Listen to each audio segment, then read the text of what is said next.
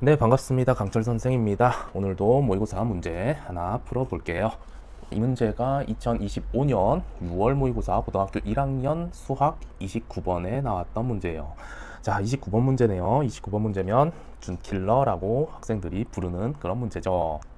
보통 1등급, 2등급 정도 나오는 학생들이 반드시 풀어야 되는 문제예요. 그러니까 그 학생들한테 맞춰가지고 최상위권 학생들이 알아들을 수 있도록 설명을 해줄 테니까 같이 한번 풀어봅시다. 자, 문제 볼게요. x에 대한 3차 방정식, 이런 3차 방정식이 있는데 서로 다른 세 근을 알파, 베타, 감마라고 하재요. 그런데 이런 식이 성립을 할 때, 이 근들을 두 근은 두 배를 하고 한 근을 빼가지고 제곱을 했더니 마이너스 81이 나올 때 이런 값을 구해라 라고 했어요. A, B는 실수래요. 자, 그러면 문제에서 뽑아낼 수 있는 단서들을 좀 뽑아내 봅시다. 자, 일단 요 식을 보면 뭐가 눈에 들어오죠? 뭔가를 제곱을 했는데 음의 실수가 나왔대요. 이것도 자주 나오는 표현이죠. 뭔가를 제곱했는데 음의 실수가 나오면 그 뭔가는 뭐죠? 순허수가 돼야 되죠. 그러니까 요 덩어리가 2알파 플러스 2베타 마이너스 감마, 요 덩어리가 순허수라는 거네요. 왜 그런지는 알죠? 왜 그렇게 돼요? 왜 그렇게 되죠? 예를 들어 가지고 어떤 복소수, 실수부와 허수부가 다 살아있는 이런 복소수는 제곱을 하면 뭐가 나오고 1 플러스 4i에다가 마이너스 4 이렇게 되나요? 그러니까 실수부와 허수부가 다 살아있는 이런 복소수가 나오잖아요. 그렇죠?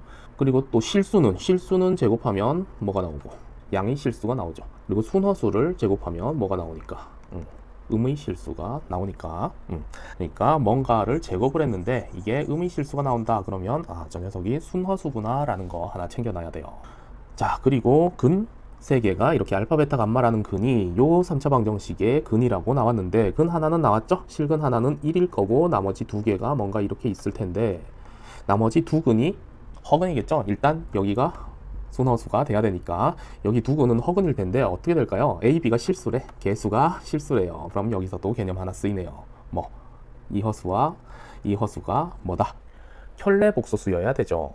왜 그래요? 개수가 실수면 지금 근거계수와의 관계를 생각해 보면 자, 이 두 근의 합이 뭐가 돼야 되니까 마이너스 A라는 실수가 돼야 되잖아요.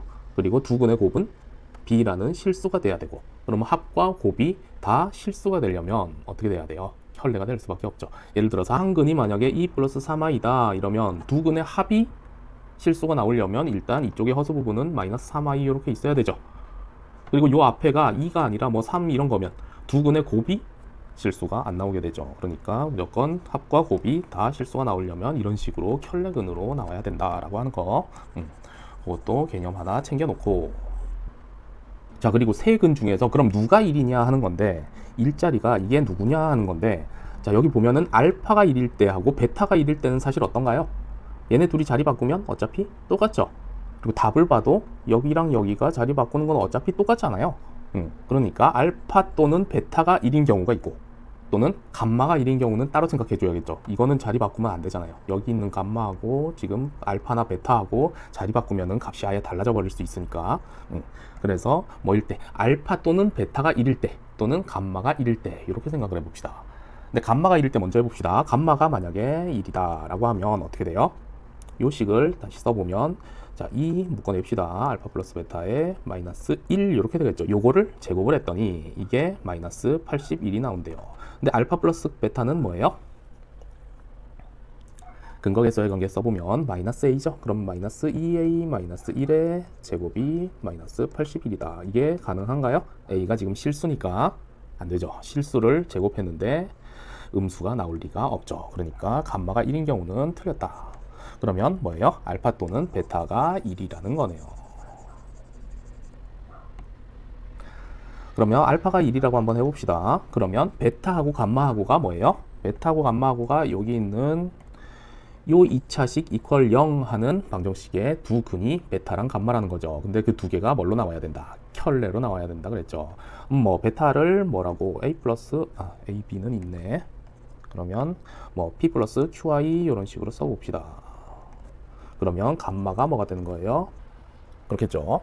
그리고 요식을 한번 써보는 거예요. 그러면 알파가 1이니까 2 플러스 2p 플러스 2qi 마이너스 p 플러스 qi 이렇게 되나요?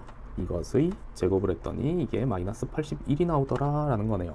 계산을 해보면 실수 부분은 P 플러스 2인가요? 그리고 허수 부분은 플러스 3QI 이렇게 되나요? 이렇게 된다. 이거의 제곱을 했더니 마이너스 81이 나온대요. 그러면은 요 덩어리가 뭐여야 된다? 요 덩어리가 순허수여야 되죠. 그럼 P가 나오네요. P는 마이너스 2가 될 수밖에 없고, 그러면 9Q제곱 마이너스는 마이너스 81이니까 Q제곱이 얼마다? 9다. 그러면 Q는 얼마? 3 이렇게 나오네요.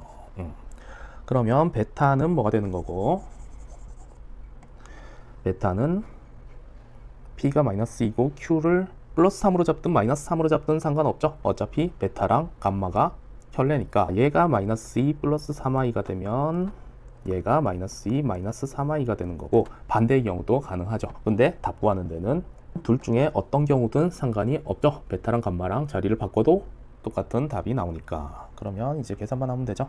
그러면 4 플러스 알파니까 5인가요? 5 이렇게 되고, 요건 전개를 해볼까요? 그럼 16 더하기 4 베타 플러스 감마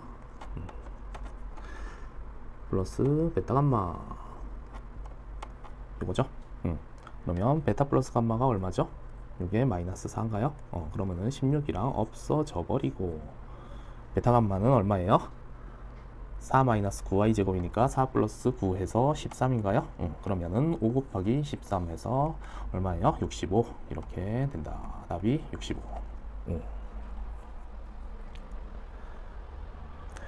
이게 보면 중킬러 문제 치고는 그렇게 어렵게 나오지는 않았네요.